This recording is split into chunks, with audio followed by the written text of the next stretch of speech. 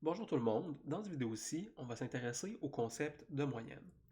Donc la moyenne, c'est une statistique descriptive qui nous permet d'avoir une idée d'à quoi ressemblent nos données sans avoir l'ensemble de nos échantillons, l'ensemble de nos bases de données.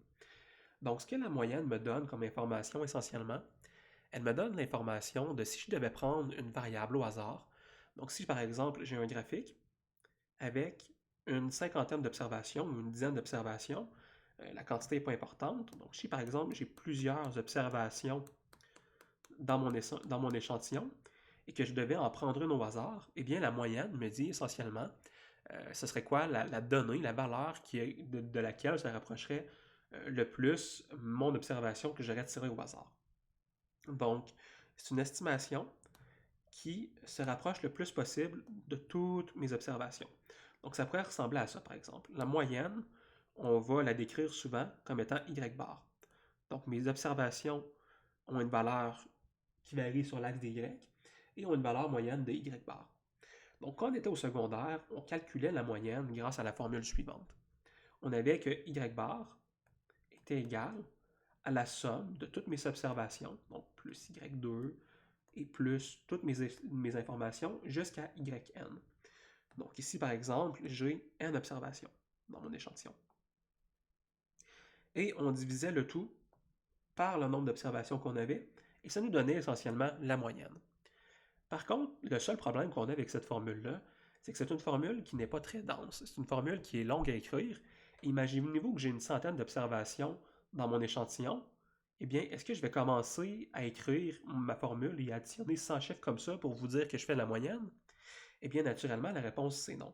Ce que je vais faire, c'est que je vais avoir une formule un petit peu plus élaborée. Je vais essayer de condenser un petit peu ma formule de la façon suivante.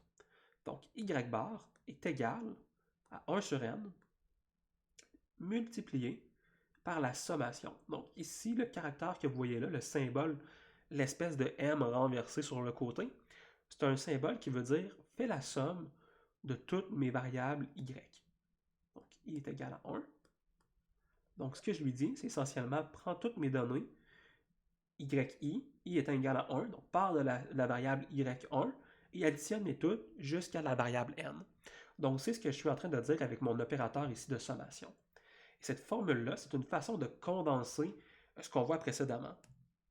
Donc, par exemple, pour vous le réécrire, l'équivalent, donc la sommation de y, c'est égal à l'addition manuelle de chacune de mes variables y.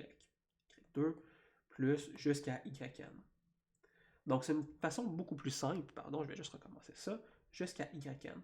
C'est une façon beaucoup plus simple et beaucoup plus condensée d'écrire la moyenne. Notez que la moyenne en soi, ce n'est pas suffisant pour parfaitement vous décrire les données avec lesquelles je travaille.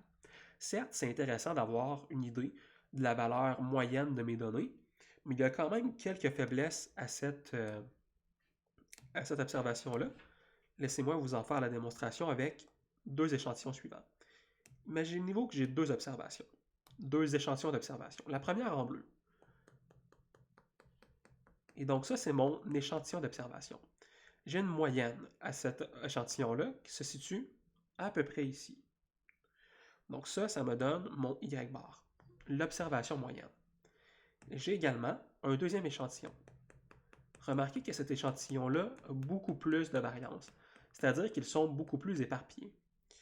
Par ailleurs, quand je calcule la moyenne de cet échantillon-là, on se rend compte que ça me donne la même moyenne. Donc vous aussi, vous pouvez remarquer que les deux échantillons sont clairement différents, mais ils ont la même moyenne. Donc on peut avoir deux échantillons qui ont une même moyenne, mais qui sont quand même fondamentalement très différents.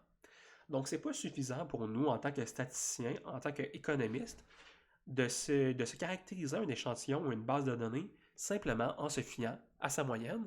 Et on va voir dans les prochaines vidéos d'autres mesures qui vont nous permettre de qualifier les bases de données avec lesquelles on travaille.